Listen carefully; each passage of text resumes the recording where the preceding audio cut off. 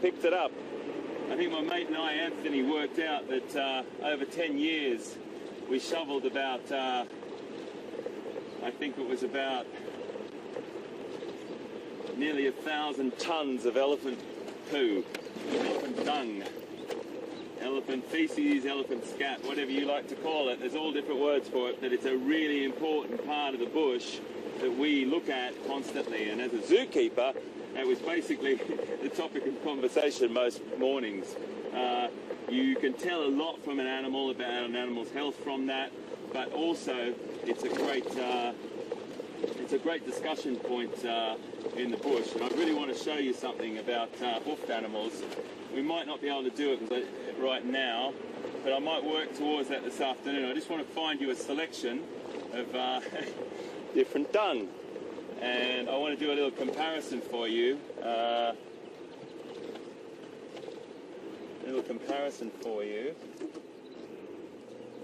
That might be...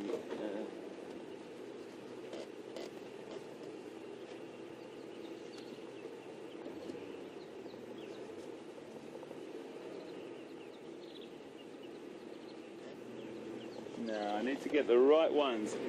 I'm going to try and get as many as I can, and I'll try and collect some for you over the next few hours. I might have them in the vehicle, and when I come back, we might have a little talk on dung.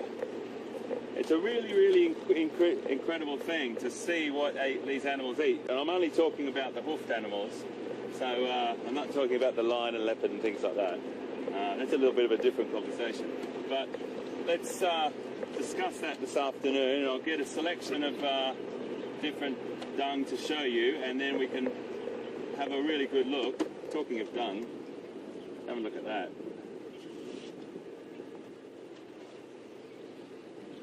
There's a great shot of some dung beetles. That was perfectly timed, Mr. Dung Beetles. Thank you very much, and Mrs. And they are going off to bury that somewhere in some soft sandy soil with their eggs laid inside that, and they are doing a fine job there. Here we go down the hill. Whoop. And they're going to move that off to a place where they can bury that, and the eggs will hatch into larvae and eat that elephant dung.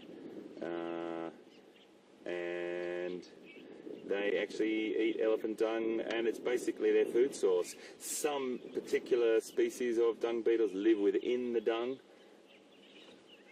Look, we're right here right now. Why don't we just, whilst we've got those in the background, let me go up and get some of this elephant dung. See if I can just find a couple of other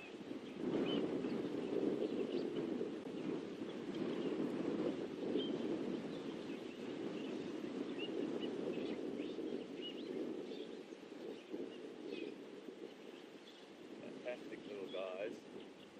There's a lot of is that a good shot, Liam?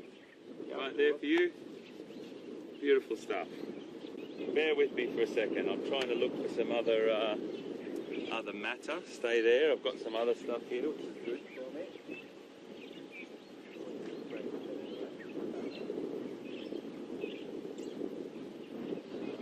There. I'm coming back to you. Right, so I've got here, it's a bit wet that stuff, but anyway, I was looking for some drier feces. Very, very small, you can see here. I'll try and hold it really, really still for you for a second. That's Impala. It's quite fresh, so it's still quite moist. I'm going to walk around with that and give you a little bit of a look closer at that in a second. But I've also got here some elephant dung, obviously very, very different. And you can see much, much coarse, more coarse. So what I'm going to do is come around to the side here and show you. I'll move slowly so VM can see. Is that probably a good spot, VM? That works. Okay. So what I'll just put this up on the dashboard for a second. What we've got here in my hand is Impala dung.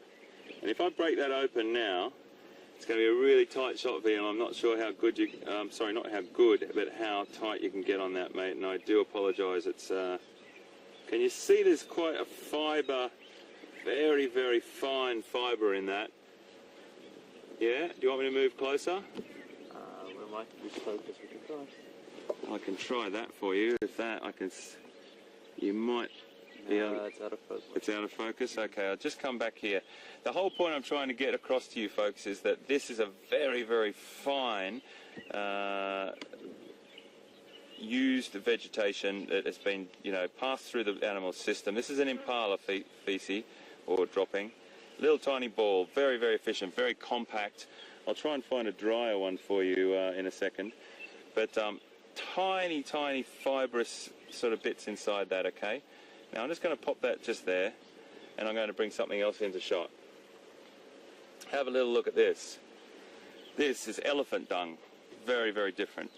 Okay, hope you're not having your breakfast or something, or dinner somewhere in the world at the moment. But very, very fibrous. And look, there's still sticks inside this. Pieces of stick and bark. I'll just break it open a little bit there. Very inefficient digestive system. Hence why the elephant has to actually consume so much vegetation every day.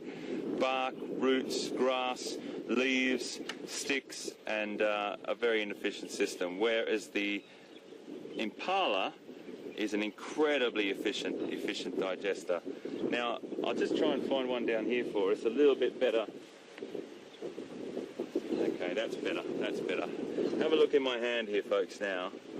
Okay, now I'm just breaking that up. Very, very fine digestion on that. And what that is a ruminant. Now, a ruminant, I'll pop these down now, and now I'll talk to you a little bit more about that. I think we've seen enough of animal dung for a second.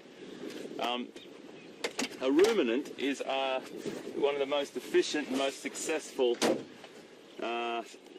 groups of hoofed animals that we have. I'm plugging back in. I can hear that. I'm sure Will has been going, okay, enough on the dung, enough on the dung. The interesting thing about it is this: if you know a little bit about how these animals work, Will's just telling me not to put my hands in my mouth. Yeah, well, I think I'm immune to that now, mate. I've been working with animals for so long now that you learn so much about them just from things like this. And when we talk about spoor, about tracks and signs, dung is a really, really important part of that. You know, you can tell a lot from how long it's been there, etc., etc. So just to talk a little bit, ever so quickly, about ruminants, and I'll touch on it again another time. They're a large group, very, very large group, ranging from all your antelope, goats, you know, your cattle, so your buffalo are in there as well.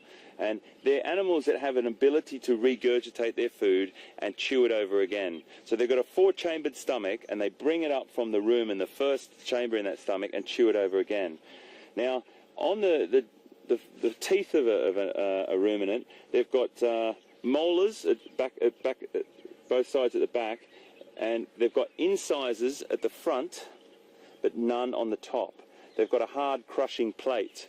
So what they do with those incisors, they grab the grass or the browse or whatever it is off, they pull it back into the mouth, then they move it back into their tongue and grind it together in these molars at the back. So we know all our molars are at the back and our incisors at the front.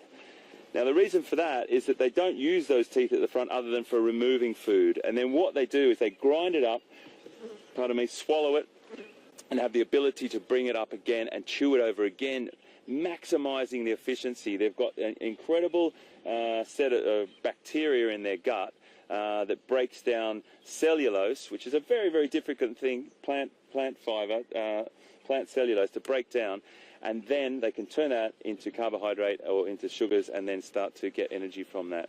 So in a nutshell, they are probably the most successful group of hoofed animals, the ruminants.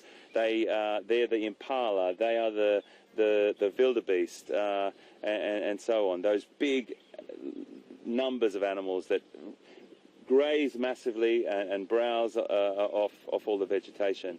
So they're very efficient. So my point was that they are efficient. the end of the spectrum of efficiency, they are incredibly high. Elephant, not so high.